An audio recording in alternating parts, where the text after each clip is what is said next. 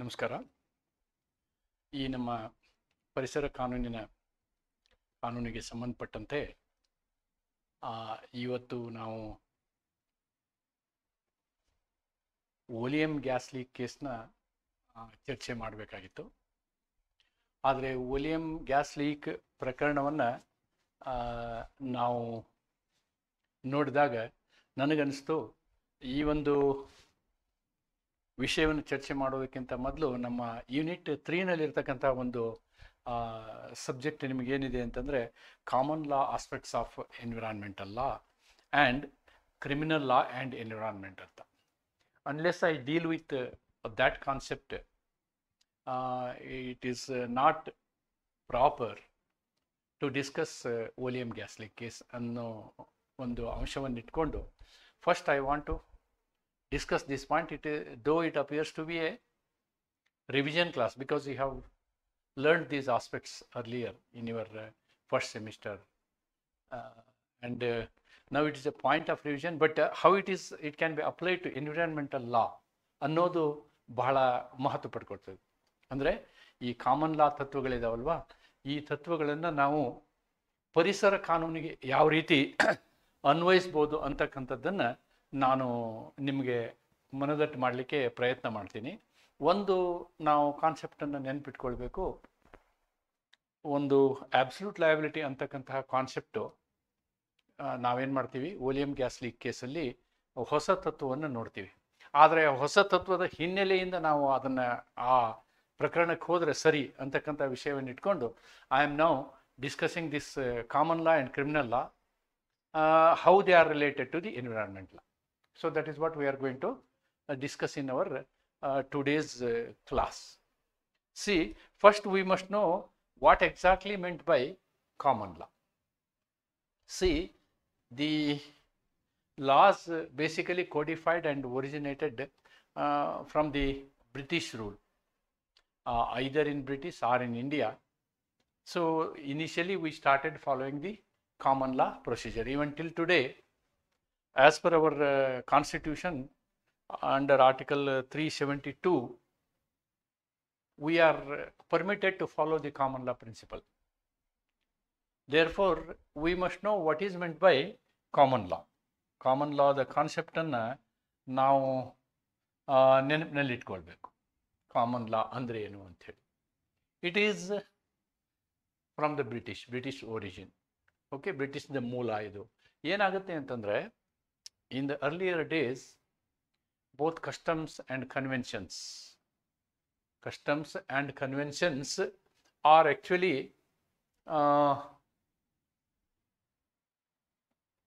decided as judgments from British courts.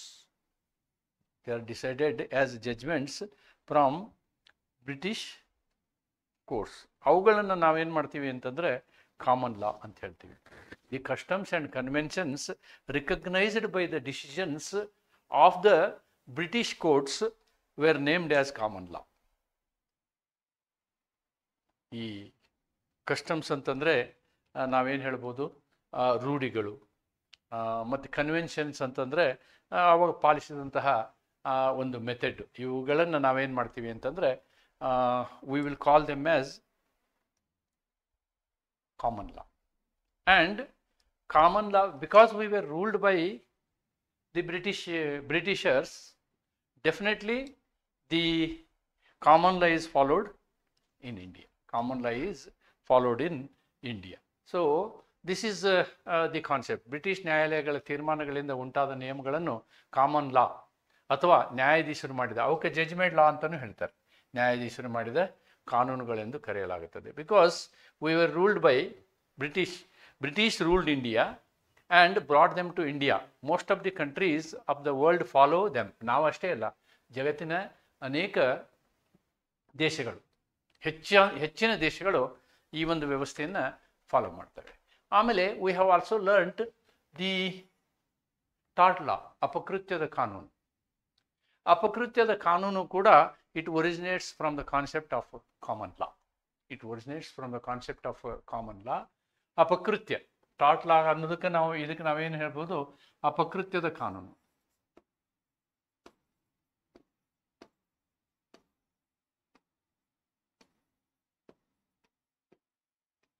ಅಪಕೃತ್ಯದ ಕಾನೂನು.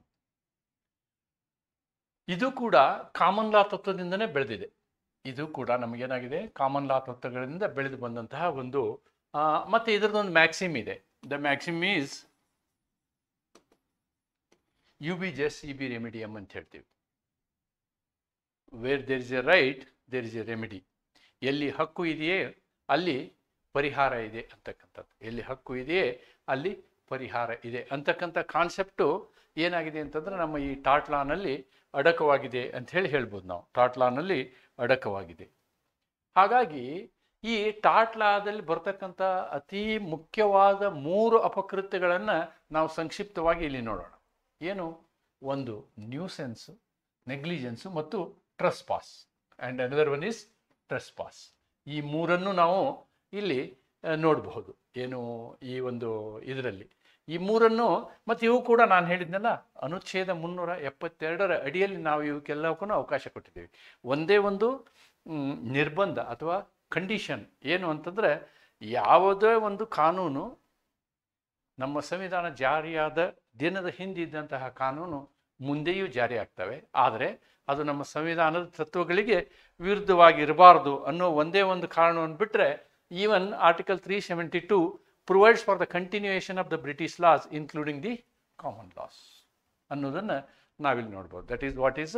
ಹಾಗಾಗಿ ಈ 3 ಏನು ತತ್ವಗಳಿದ್ದಾವೆ, ಈ 3 ತತ್ವಗಳನ್ನು ಕೂಡ ನಾವು ಸಂಕ್ಷಿಪ್ತವಾಗಿ ನೋಡೋಣ. ಏನು ನ್ಯೂಸೆನ್ಸ್ ಅಂದರೆ, the environmental law has root in common law principles, particularly of nuisance. ಏನು ನ್ಯೂಸೆನ್ಸ್ ಅಂದರೆ? ನ್ಯೂಸೆನ್ಸ್ ಅಂದರೆ ನೋಡಿ, an act of interfering with the comfort, health or safety is called nuisance. ಯಾವುದೇ ಒಂದು ಪ್ರಕ್ರಿಯೆ, ಆ ಪ್ರಕ್ರಿಯೆ ಇಂದ ಏನಾಗಬೇಕು ಅಂತಂದರೆ, ಜನರ ಸೌಖ್ಯತೆಗೆ ತೊಂದರೆ ಆಗಬಾರ್ದು,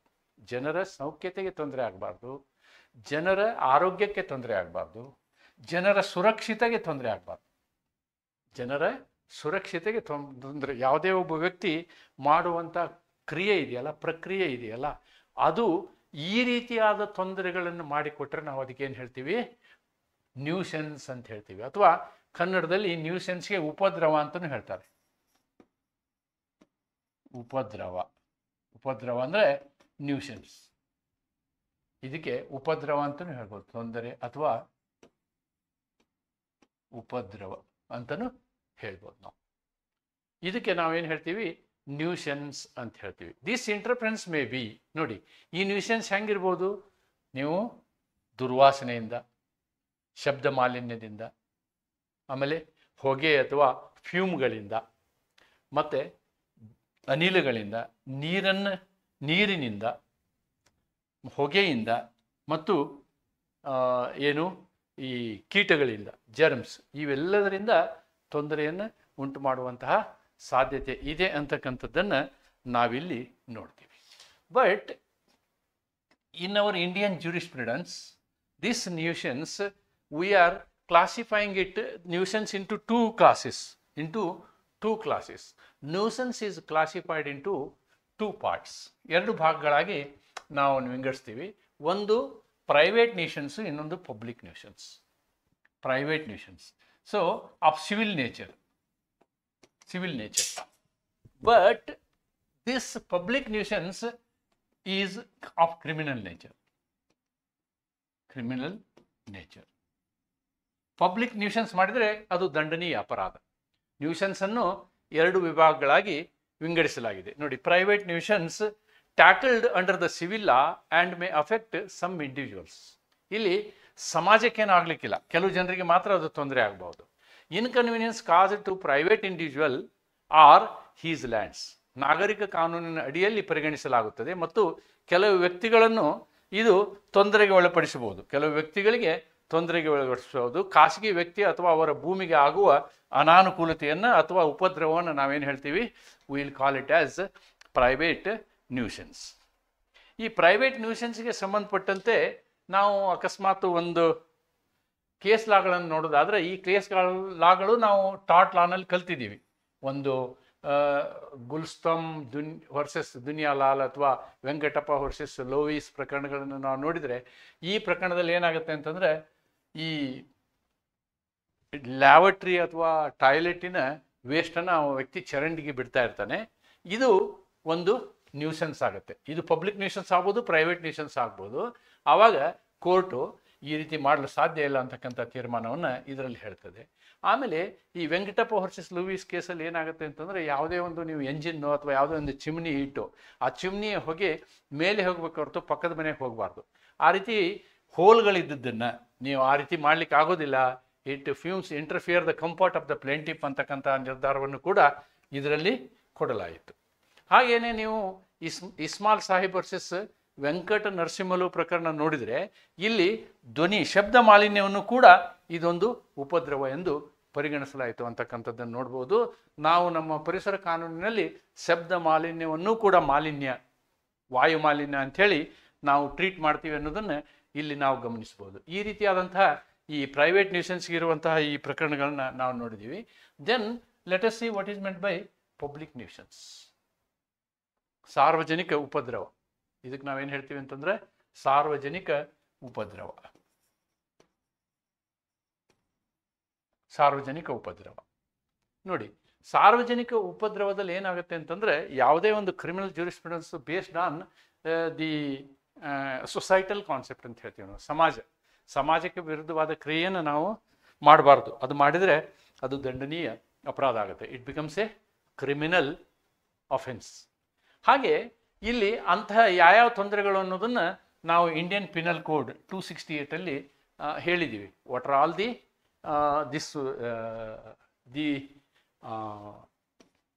offenses which are included in public nuisance.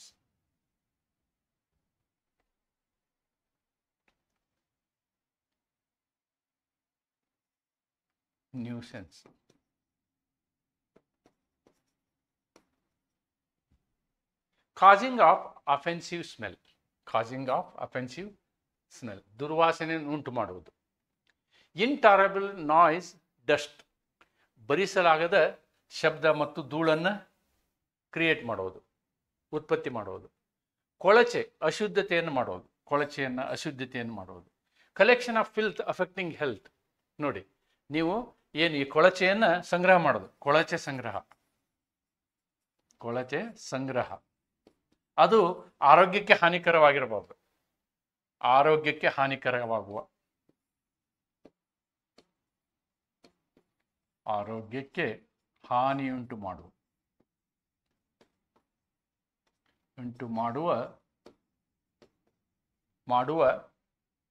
ಏನು ಕೊಳಚೆಯನ್ನು ಸಂಗ್ರಹ ಮಾಡುವಂಥದ್ದಲ್ಲ.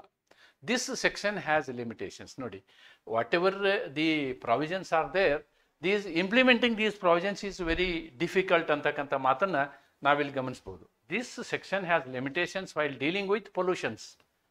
ಯಾವುದರಲ್ಲಿ? When the pollution is done by big industries. ನೋಡಿ, ದೊಡ್ಡ ಕೈಗಾರಿಕೆಗಳು ಈ ರೀತಿಯಾದಂತಹ ಮಾಲಿನ್ಯವನ್ನು ಮಾಡ್ತಾವೆ. They are doing, see, an industry means this industry will have a chimney, so smoke. This industry will send it's waste, effluent ಅಂತ ಹೇಳ್ತಾರೆ, effluent. This will go in water. Okay, then it's waste. So all these things are causing environmental degradation, causing pollution. ಆದರೆ ಇಲ್ಲೇನಾಗುತ್ತೆ, these industries are also meeting the needs of the society, and also they are important for the purpose of economy also. That is a point which we have to consider here.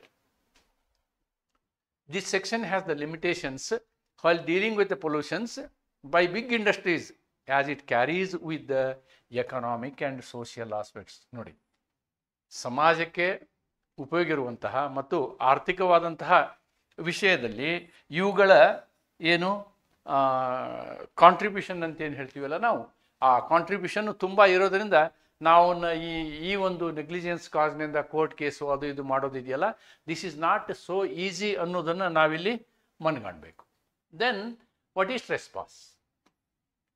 Trespass is actionable per se but nuisance need proof. ನೋಡಿ ನೆನ್ಪಿಟ್ಕೊಳ್ಳಿ, in case of trespass it can be very easily proved, ಅದಕ್ಕೆ actionable per se ಅಂತ ಹೇಳ್ತೀವಿ ನಾವು.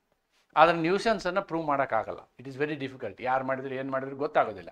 So proof is necessary in nuisance, but in trespass sometimes it is very much visible ipso facto evidence will be there ಅನ್ನೋದನ್ನು ನಾವಿಲ್ಲಿ ಕಾಣ್ಬೋದು. ಏನು ನ್ಯೂಸೆನ್ಸ್ನ ಕೆಲವೊಂದು ಇದೇನು, emission of gases fumes constitutes trespass. ಈಗ ನಮ್ದೊಂದು ಮನೆ ಇರುತ್ತೆ, ದಿಸ್ ಈಸ್ ಅವರ್ ಹೌಸ್, ನಾವೊಂದು ಎಕ್ಸಾಸ್ಟ್ ಪೈಪ್ ಹಿಂಗೆ ಹಾಕ್ಬಿಟ್ಟು ಹೊಗೆನ ಸ್ಮೋಕ್ನ ಈ ಕಡೆ ಬಿಟ್ಟರೆ ಪಕ್ಕದ ಮನೆಗೆ ಇದು ತೊಂದರೆ ಆಗ್ತದೆ. This is actually a trespass, passive trespass ಅಂತ ಹೇಳ್ತೀವಿ ನಾವು. It is a passive trespass ಅಂತಕ್ಕಂಥದ್ದನ್ನು ನಾವು ಈ ಟ್ರೆಸ್ಪಾಸ್ ವಿಷಯದಲ್ಲಿ ನೋಡ್ಬೋದು. And this is what is ultimately an important aspect for our environmental study. Negligence is a very, very important. Starting from negligence, it ultimately ended into absolute liability. ಆ ಒಂದು ಇತಿಹಾಸವನ್ನು ನಾವು ನೋಡಬೇಕು. All these things what I am discussing is a common law aspect, right? Then what is negligence? A breach of legal duty. A breach of legal duty if it creates problem to others, then it is a actionable.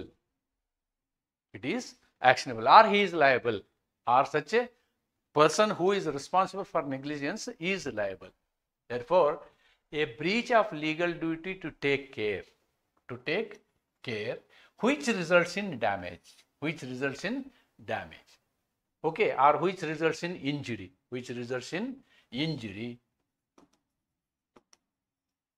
or damage. ಕಾನೂನುಬದ್ಧ ಹೊಣೆಯುಳ್ಳ ವ್ಯಕ್ತಿಯು ಕಾಳಜಿ ಇಲ್ಲದೆ ವರ್ತಿಸಿ ಹಾನಿ ಉಂಟು ಮಾಡಿದರೆ ಅದನ್ನು ನಾವೇನು ಹೇಳ್ತೀವಿ, ನಿರ್ಲಕ್ಷ್ಯ ಅಂತ ಹೇಳ್ತೀವಿ ಅಂತ ತಿಳ್ಕೊಬೇಕು. ನಿರ್ಲಕ್ಷ್ಯದ ಏನು ಎಲಿಮೆಂಟ್ಸ್ ಏನು, ನಿರ್ಲಕ್ಷ್ಯದ ಅಂಶಗಳು, ನಿರ್ಲಕ್ಷ್ಯದ ನಾವೇನು ಹೇಳ್ಬೋದು ಅಂಶಗಳು ಏನು, ಅಂಶಗಳು ನಿರ್ಲಕ್ಷ್ಯದ ಅಂಶಗಳು. ಇಲ್ಲೇನಾಗಬೇಕಂದ್ರೆ ಅಲ್ಲಿ ಅವನಿಗೆ ಡ್ಯೂಟಿ ಇರಬೇಕು, ಲೀಗಲ್ ಡ್ಯೂಟಿ ಇರಬೇಕು, ಅವನು ಆ ಡ್ಯೂಟಿಯನ್ನು ಉಲ್ಲಂಘಿಸಿರಬೇಕು, ಆ ಕರ್ತವ್ಯವನ್ನು ಉಲ್ಲಂಘಿಸಿರಬೇಕು, ಆ ಉಲ್ಲಂಘನೆ ಮಾಡಿರುವುದರಿಂದ ಹಾನಿಯಾಗಿರಬೇಕು.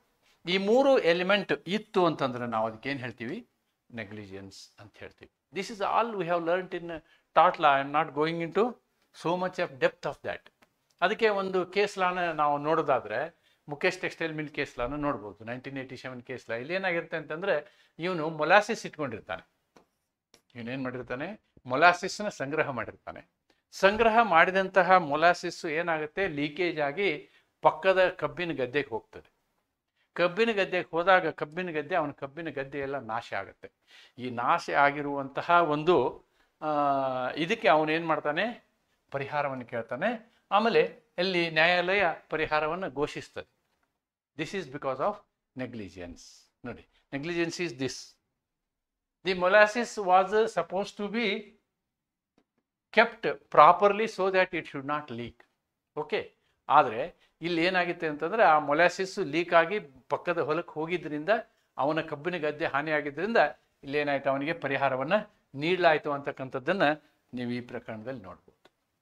Okay, so now I will come to the real concept. ಈ ನೆಗ್ಲಿಜೆನ್ಸ್ ಇದೆಯಲ್ವಾ, ಈ ನೆಗ್ಲಿಜೆನ್ಸ್ ಏನಾಗುತ್ತೆ ಅಂತಂದರೆ ನೆಗ್ಲಿಜೆನ್ಸ್ ಆಗಿದೆ ಅನ್ನೋದನ್ನು ನಾವು ಪ್ರೂವ್ ಮಾಡಬೇಕು. ಇಲ್ಲೇನು ಮಾಡಬೇಕು, ನೆಗ್ಲಿಜೆನ್ಸ್ ಆಗಿದೆ ಅನ್ನೋದನ್ನು ಪ್ರೂವ್ ಮಾಡಬೇಕು. ಇಲ್ಲಿ ಕಬ್ಬಿನ ಗದ್ದೆ ನಾಶ ಆಗಿರುವುದು ಪ್ರೂವ್ ಆಗಿರೋದ್ರಿಂದ ಅಲ್ಲೇನಾಯಿತು, ಪರಿಹಾರ ಘೋಷಣೆ ಆಯಿತು. ಆದರೆ ಕೆಲವು ಸಂದರ್ಭದಲ್ಲಿ, ವಿಶೇಷ ಸಂದರ್ಭದಲ್ಲಿ ಏನಾಗುತ್ತೆ ಅಂತಂದರೆ ಎಲ್ಲ ಕಾಳಜಿ ತಗೊಂಡಿರ್ತಾನೆ ಅವನು. ನೆಗ್ಲಿಜೆನ್ಸಲ್ಲಿ care is taken. There is one more concept called vicarious liability. ಇಲ್ಲಿ ಏನಾಗುತ್ತೆ ಅಂತಂದರೆ ಮಾಸ್ಟರು ಲೇಬರ್ನಿಟ್ಟು ಕೆಲಸ ಮಾಡಿಸ್ತಿರ್ತಾನೆ. ಲೇಬರ್ನ ನಿರ್ಲಕ್ಷ್ಯದಿಂದ ಏನಾಗುತ್ತೆ ಇಲ್ಲಿ ಅಂತಂದರೆ ಯಾರಿಗೋ ಹಾನಿ ಆಗುತ್ತೆ. ಆವಾಗ ನಾವೇನು ಮಾಡ್ತೀವಿ, we will make the master liable. This is another concept. And ಇದರ ಇನ್ನೂ ಮುಂದುವರಿದ ಭಾಗ ಏನಂತಂದರೆ strict liability. What is strict liability, right? And For strict liability, we have to look at the Ryland versus Fletcher's case. ಏನು ರೈಲ್ಯಾಂಡ್ಸ್ versus Fletcher case ಅಂತಂದರೆ, ಅಕ್ಕಪಕ್ಕದ ಹೊಲದಲ್ಲಿ ಒಂದು ಹೊಲದಲ್ಲಿ ಏನು ಮಾಡ್ತಾನೆ ಅಂತಂದ್ರೆ ಅವನು ಕೆರೆ ಮಾಡ್ಕೊಳ್ತಾನೆ. He creates a pond, artificial pond create ಮಾಡ್ತಾನೆ, ಅದಕ್ಕೆ ನೀರು ತುಂಬಿಸ್ತಾನೆ. So this particular work is an unnatural work. ಹಾಗೆ ಮಾಡುವಾಗ ಏನಾಗುತ್ತೆ ಅಂತಂದರೆ, ಅವನ ಹೊಲದಲ್ಲಿ ಡಿಗ್ ಮಾಡಿಸಿದಂತಹ ಸಂದರ್ಭದಲ್ಲಿ ಕೆಳಗಡೆ ಇರ್ತಕ್ಕಂತಹ ಪೈಪ್ ಲೈನ್ಗಳಿರ್ತವೆ. ಆ ಪೈಪ್ ಲೈನ್ಗಳು ಪಕ್ಕದ ಹೊಲಕ್ಕೆ ಕನೆಕ್ಟ್ ಆಗಿರ್ತವೆ, ಪಕ್ಕದ ಪ್ರಾಪರ್ಟಿಗೆ ಕನೆಕ್ಟ್ ಆಗಿರ್ತವೆ. ಆ ಪಕ್ಕದ ಪ್ರಾಪರ್ಟಿನಲ್ಲಿ ಇನ್ನೊಬ್ಬ ಕಲ್ಲಿದ್ದಲು ಗಣಿಗಾರಿಕೆಯನ್ನು ಮಾಡ್ತಿರ್ತಾನೆ. He has got coal mines, that is his property. ಇವನು ಒಮ್ಮೆ ನೀರು ಸಂಗ್ರಹಿಸಿದಾಗ ಏನಾಗುತ್ತೆ ಅಂದರೆ, ಸಂಗ್ರಹಿಸಿದಂತಹ ನೀರು ಇವನ ಭೂಮಿಯ ಕೆಳಗಡೆ ಇರತಕ್ಕಂಥ ಪೈಪಿನ ಮುಖಾಂತರ ಪಕ್ಕದ ಗಣಿ ಇರುತ್ತಲ್ವ, ಕಲ್ಲಿದ್ದಲು ಗಣಿ, ಆ ಗಣಿ ಒಳಗಡೆ ಎಲ್ಲ ನೀರು ಸೇರಿಕೊಂಡು ಅವನ ಗಣಿಗಾರಿಕೆ ಎಲ್ಲ ಹಾನಿಯಾಗಿ ಹೋಗ್ಬಿಡ್ತದೆ. So it will spoil that industry of coal mine. ಆವಾಗ ಇಲ್ಲಿ ಇವನು ಎಲ್ಲ ಕಾಳಜಿ ತಗೊಂಡಿರ್ತಾನೆ. ಅಂದರೆ ಇದನ್ನು ನಾವು ನೆಗ್ಲಿಜೆನ್ಸ್ ಆಧಾರದ ಮೇಲೆ ಪ್ರೂವ್ ಮಾಡೋಕ್ಕಾಗಲ್ಲ. Only based on the concept of negligence tort ಅಥವಾ ನಿರ್ಲಕ್ಷ್ಯದ ಆಧಾರದ ಮೇಲೆ ನಾವು ಇದನ್ನು ಕ್ಲೋಸ್ ಮಾಡೋಕ್ಕಾಗಲ್ಲ. ಆವಾಗ ಏನಾಗುತ್ತೆ ಅಂತಂದರೆ, ಹೊಸ ತತ್ವವನ್ನು ಕಂಡುಹಿಡಿತಾರೆ. ಆ ತತ್ವಕ್ಕೆ ನಾವೇನಂತೀವಿ, ಕಟ್ಟುನಿಟ್ಟಾದ ಜವಾಬ್ದಾರಿ.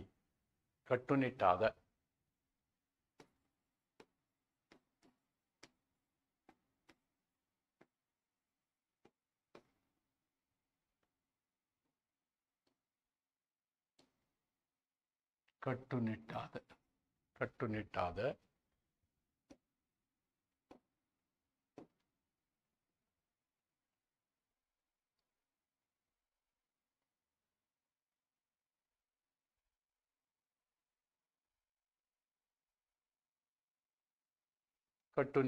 ಜವಾಬ್ದಾರಿ.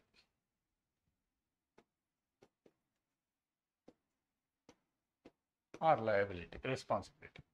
ಏನಾಗುತ್ತೆ ಈ ಪ್ರಕರಣದಲ್ಲಿ ನೋಡಿ, judge Blackburn says, this is a very important statement.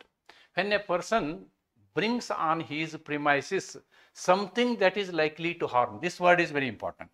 Something that is likely to harm. If it escapes, must keep it at their peril and is liable for damages resulting from its escape regardless of negligence. ನೋಡಿ, ಇಲ್ಲಿ negligence ಆಗಿದೆಯೋ ಇಲ್ಲವೋ ಗೊತ್ತಿಲ್ಲ. ಹಿಂದಿನ ನಮ್ಮ tort ಲಾ ಏನು ಹೇಳುತ್ತೆ, ನಿರ್ಲಕ್ಷ್ಯ ಆದಾಗ ಮಾತ್ರ ಅವನು ಲಯಬಲ್ ಆಗ್ತಾನೆ ಅಂತ ಹೇಳುತ್ತೆ. ಅದಕ್ಕಿಂತ ಕಟ್ಟುನಿಟ್ಟಾದಂತಹ ಒಂದು ತತ್ವ ಇದು. ಈ ತತ್ವದಲ್ಲೇನು, ಅವನು ನಿರ್ಲಕ್ಷ್ಯ ಮಾಡಿದ್ದಾನೋ ಮಾಡಿಲ್ಲವೋ ಅನ್ನುವುದನ್ನು ನೋಡುವ ಅವಶ್ಯಕತೆಯೇ ಇಲ್ಲ. ಎಂಥ ಸಂದರ್ಭದಲ್ಲಿ, ಯಾವ ಸಂದರ್ಭದಲ್ಲಿ ನೀವು ಡೇಂಜರ್, ಆಘಾತವನ್ನು ಮಾಡುವಂತಹ ಒಂದು ವಸ್ತುವನ್ನು ನೀವು ಇಟ್ಕೊಂಡಿದ್ರೆ, ಅದರಿಂದ ತೊಂದರೆ ಆದರೆ ಅದಕ್ಕೆ ನೀವು ಪರಿಹಾರವನ್ನು ಕೊಡಲೇಬೇಕಾಗ್ತದೆ ಅಂತಕ್ಕಂಥದ್ದು ಇಲ್ಲಿ ಈ ತತ್ವದ ಉದ್ದೇಶ. ಯಾವುದೇ ವ್ಯಕ್ತಿಯು ಆಪತ್ತು ಉಂಟು ಮಾಡಬಹುದಾದ ವಸ್ತುವನ್ನು ತನ್ನ ಆಸ್ತಿಯಲ್ಲಿ ಇಟ್ಟಿದ್ದರೆ, ಅದು ತಪ್ಪಾಗಿ ಹೊರಬಿದ್ದರೆ ತಾನು ಹೊಣೆಗಾರನಾಗುತ್ತಾನೆ. ಅದರಲ್ಲಿ ಅವನು ನಿರ್ಲಕ್ಷ್ಯವಾಗಿಲ್ಲ ಅನ್ನುವ ಡಿಫೆನ್ಸನ್ನು ತಗೊಳ್ಳೋಕ್ಕಾಗಲ್ಲ. ನಿರ್ಲಕ್ಷ್ಯ ಆಗಿಲ್ಲ ಅಂತಕ್ಕಂಥ ಡಿಫೆನ್ಸನ್ನು ಇದರಲ್ಲಿ ಅವನು ಏನು ಮಾಡಬೇಕು, ತಗೊಳ್ಳಿಕ್ಕೆ ಸಾಧ್ಯ ಇಲ್ಲ. Okay, this principle can be invoked for environmental hazards. ನೋಡಿ, ಇದನ್ನು ನಾವು ಎನ್ವಿರಾನ್ಮೆಂಟಲ್ ಹಜಾರ್ಡ್ಸ್ಗೆ ಇದನ್ನು ಅನ್ವಯಿಸಬಹುದು ನಾವು. Here the liability of necessity of providing negligence or motive. Here for liability no necessity of proving negligence or motive. Yes, ನೋಡಿ, for liability ಇಲ್ಲಿ ನಾವು ಪ್ರೂಫ್ ಮಾಡೋದು ನೆಸೆಸರಿ ಇಲ್ಲ. ಸ್ಟ್ರಿಕ್ಟ್ ಲಯಬಿಲಿಟಿಯ ಒಂದು ಉತ್ತಮ ಅಂಶ ಏನು ಅಂದರೆ, ನೆಗ್ಲಿಜೆನ್ಸ್ನಲ್ಲಿ, ನಿರ್ಲಕ್ಷ್ಯ ಆಗಿದೆ ಅನ್ನುವುದನ್ನು ಸಾಬೀತುಪಡಿಸುವ ಅವಶ್ಯಕತೆ ಇದೆ. ಸ್ಟ್ರಿಕ್ಟ್ ಲಯಬಿಲಿಟಿಯಲ್ಲಿ ಅದರ ಅವಶ್ಯಕತೆ ಇಲ್ಲ ಅಂತಕ್ಕಂಥದ್ದು ಬಹಳ ಮುಖ್ಯ ಇಲ್ಲಿ. ಯಾಕೆ ಅಂತಂದರೆ, ಅವನು ಇಟ್ಕೊಂಡಂತಹ ವಸ್ತು ಡೇಂಜರ್ ಇದೆ, ಅದರಲ್ಲಿ ಅಪಘಾತ ಆಗುವ ಸಂದರ್ಭ ಇದೆ ಅಂತಕ್ಕಂಥದ್ದು ಒಂದು ಕಂಡು ಬಂದರೆ ಅಷ್ಟೇ ಸಾಕು, ಅದರಿಂದ ಏನಾಗುತ್ತೆ, ಅವನ ಮೇಲೆ ಜವಾಬ್ದಾರಿ ಫಿಕ್ಸ್ ಆಗುತ್ತೆ ಅಂತಕ್ಕಂಥದ್ದನ್ನು ನಾವು ಈ ಒಂದು ಪ್ರಕರಣದಲ್ಲಿ ನೋಡ್ತೀವಿ. ಇದರ ನಂತರ ಬರ್ತಕ್ಕಂಥದ್ದು ಅಬ್ಸಲ್ಯೂಟ್ ಲಯಬಿಲಿಟಿ. ನಾವು ಅಬ್ಸಲ್ಯೂಟ್ ಲಯಬಿಲಿಟಿ ನೋಡಬೇಕಾದ್ರೆ ಸ್ಟ್ರಿಕ್ಟ್ ಲಯಬಿಲಿಟಿನಲ್ಲಿ ಸ್ವಲ್ಪ ಎಕ್ಸ್ಕ್ಯೂಷನ್ಸ್ ಇದ್ದಾವೆ. ಯಾವುದು ಸ್ಟ್ರಿಕ್ಟ್ ಲಯಬಿಲಿಟಿನಲ್ಲಿ we have got certain exclusives. Those exclusives could overcome in absolute liability. Those exclusions, ಏನು ಎಕ್ಸ್ಕ್ಲೂಸಿವ್ಸು, ನೆಗ್ಲಿಜೆನ್ಸ್ ಅಲ್ಲಿ ಅಥವಾ ಸ್ಟ್ರಿಕ್ಟ್ ಲಯಬಿಲಿಟಿಯಲ್ಲಿ ಆಕ್ಟ್ ಆಫ್ ಗಾಡ್, ಇದರಲ್ಲಿ ಸ್ಟ್ರಿಕ್ಟ್ ಲಯಬಿಲಿಟಿನಲ್ಲಿ ಎಕ್ಸ್ಕ್ಲೂಷನ್ಸ್,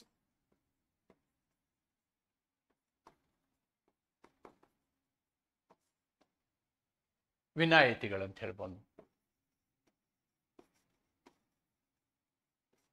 ವಿನಾಯಿತಿಗಳು. Number 1 act of God. Floods ಅಥವಾ ಭೂಕಂಪ ಈ ರೀತಿಯಾದಂತಹ ತೊಂದರೆಗಳಾದರೆ ಆವಾಗ ಈ ಸ್ಟ್ರಿಕ್ಟ್ ಲಯಬಿಲಿಟಿಯಲ್ಲಿ ರಕ್ಷಣೆ ತಗೊಳ್ಬೋದು. Number 2 plaintiff himself agreeing, plaintiff's consent. Plaintiff ತಾನೇ ರಿಸ್ಕ್ ತೊಗೊಳಕ್ಕೆ ಒಪ್ಕೊಂಡಿದ್ರೆ ಅಂತಹ ಸಂದರ್ಭದಲ್ಲಿ. 3 ಬೈ ಸ್ಟ್ಯಾಚ್ಯೂಟ್ ಅಥವಾ ಕಾನೂನೇ ಆ ರೀತಿಯಾದಂತಹ ಒಂದು ಎಕ್ಸ್ಕ್ಲೂಷನ್ ಕೊಟ್ಟಿತ್ತು ಅಂತಂದರೆ ಅಂತಹ ಸಂದರ್ಭದಲ್ಲಿ. ಹೀಗೆ ಕೆಲವು ಸಂದರ್ಭಗಳಲ್ಲಿ ಏನಾಗುತ್ತೆ ಅಂತಂದರೆ ಸ್ಟ್ರಿಕ್ಟ್ ಲಯಬಿಲಿಟಿಗೆ ಡಿಫೆನ್ಸ್ ತಗೊಳ್ಬೋದು. ಈ ಸಂದರ್ಭ absolute liability, the next principle is absolute liability. ಈ ಅಬ್ಸಲ್ಯೂಟ್ ಲಯಬಿಲಿಟಿಯ ಕಾನ್ಸೆಪ್ಟನ್ನು ನಾವು ಎಮ್ ಸಿ ಮೆಹ್ತಾ ಪ್ರಕರಣದಲ್ಲಿ ನೋಡ್ತೀವಿ. ಎಮ್ ಸಿ ಮೆಹ್ತಾ ಪ್ರಕರಣದಲ್ಲಿ ನೋಡ್ತೀವಿ. ಆ ಎಮ್ ಸಿ ಮೆಹ್ತಾ ಪ್ರಕರಣವನ್ನು ನೋಡಿ, ನಾನು ಎಮ್ ಸಿ ಮೆಹ್ತಾ ಪ್ರಕರಣವನ್ನು ಇಲ್ಲಿ ಚರ್ಚೆ ಯಾಕೆ ಮಾಡಲಿಲ್ಲ ಮೊದಲೇ ಅಂತ ಹೇಳಿ ಅನ್ನೋದಕ್ಕೆ ಇದೇ ಕಾರಣ. ಈ ಅಬ್ಸಲ್ಯೂಟ್ ಲಯಬಿಲಿಟಿ ಅಂದರೆ ವೈಕಾರಿಯಸ್ ನೆಗ್ಲಿಜೆನ್ಸ್, ವೈಕಾರಿಯಸ್ ಲಯಬಿಲಿಟಿ, ಸ್ಟ್ರಿಕ್ಟ್ ಲಯಬಿಲಿಟಿ, ಇವುಗಳ ಮುಂದುವರಿದ ಭಾಗ absolute liability. The stronger rule needed for the modern industrial activity. When industries work for social and national development, strict liability class cannot be applied. ಇದನ್ನು apply ಮಾಡಲಿಕ್ಕೆ ಆಗೋದಿಲ್ಲ. ಆಧುನಿಕ ಕೈಗಾರಿಕಾ ಪದ್ಧತಿಗೆ ಕಠಿಣ ನಿಯಮಗಳ ಅಥವಾ ಕಟ್ಟುನಿಟ್ಟಾದ ತತ್ವ, ಕಟ್ಟುನಿಟ್ಟಾದ ಜವಾಬ್ದಾರಿ ತತ್ವ ಅಂತ ಹೇಳ್ಬೋದು ನಾವು. ಈ ತತ್ವ ವರ್ಕೌಟ್ ಆಗೋದಿಲ್ಲ. ಯಾಕೆ ಅಂತಂದರೆ ಕೈಗಾರಿಕೆಗಳಿಗೂ ಸಮಾಜ ಸೇವೆ, ರಾಷ್ಟ್ರೀಯ ಅಭಿವೃದ್ಧಿ ಕೆಲಸದಲ್ಲಿ ಇರ್ತವೆ. ಇದನ್ನು ಜಾರಿಗೆ ತರಲಿಕ್ಕೆ ಆಗೋದಿಲ್ಲ. ಇದಕ್ಕೆ ಇನ್ನೊಂದು ರೀಸನ್ ಏನಂದರೆ ಇಟ್ ಹ್ಯಾಸ್ ಗಾಟ್ ಸರ್ಟನ್ ಎಕ್ಸ್ಕ್ಲೂಷನ್ಸ್, ಕೆಲವೊಂದು ವಿನಾಯಿತಿಗಳು ಇರೋದ್ರಿಂದ ಇದನ್ನು ಜಾರಿಗೆ ತರೋದಿಲ್ಲ. ಆದ್ದರಿಂದ ಏನಾಯಿತು ಅಂತಂದರೆ ಈ ಅಬ್ಸಲ್ಯೂಟ್ ಲಯಬಿಲಿಟಿ ಬಂತು. ಈ ಅಬ್ಸಲ್ಯೂಟ್ ಲಯಬಿಲಿಟಿ ಯಾವ ಕೇಸಲ್ಲಿ ಬರುತ್ತೆ ಅಂತಂದರೆ M C Mehta versus union of India 1987 ಪ್ರಕರಣದಲ್ಲಿ ಬರುತ್ತಿದ್ದು. 1987 ಪ್ರಕರಣದಲ್ಲಿ ಈ ಒಂದು ತತ್ವವನ್ನು ರೂಪಿಸಲಾಗ್ತದೆ. ಏನಿದು? When N industry is engaged in hazardous nature. ನೋಡಿ, ಹಜಾರ್ಡಸ್ ನೇಚರ್ನಲ್ಲಿ ಅಂದರೆ ಯಾವುದೇ ಒಂದು ಇಂಡಸ್ಟ್ರಿ ಏನು ಹಾನಿ ಮಾಡಬಹುದಾದಂತಹ, ಆಪತ್ತು ಉಂಟು ಮಾಡಬಹುದಾದಂತಹ ಒಂದು ಕೈಗಾರಿಕೆ ಇತ್ತು ಅಂತಂದರೆ ಅದರಿಂದ ಯಾವಾಗಲೂ ಒಂದು ಹೆದರಿಕೆ ಇದ್ದೇ ಇರುತ್ತೆ. There is a potential danger to persons and health. ಯಾವುದೇ ವ್ಯಕ್ತಿಗಳ ಜೀವಕ್ಕೆ, ಆರೋಗ್ಯಕ್ಕೆ ಹೆದರಿಕೆ ಯಾವಾಗಲೂ ಇದ್ದೇ ಇರ್ತದೆ. ಆದ್ದರಿಂದ ಏನಾಗುತ್ತೆ ಅಂತಂದರೆ it creates A compulsory duty on that industry that even these exclusions are not available in absolute liability. Strict ಲಯಬಿಲಿಟಿಲಿ ಇರ್ತಕ್ಕಂತಹ ಏನು ಕಟ್ಟುನಿಟ್ಟಾದ ತತ್ವದಲ್ಲಿ ಇರ್ತಕ್ಕಂತಹ ಏನು ವಿನಾಯಿತಿಗಳಿದ್ದಾವೆ, ಆ ವಿನಾಯಿತಿಗಳು ಅಬ್ಸಲ್ಯೂಟ್ ಲಯಬಿಲಿಟಿ ಸಿಗೋದಿಲ್ಲ.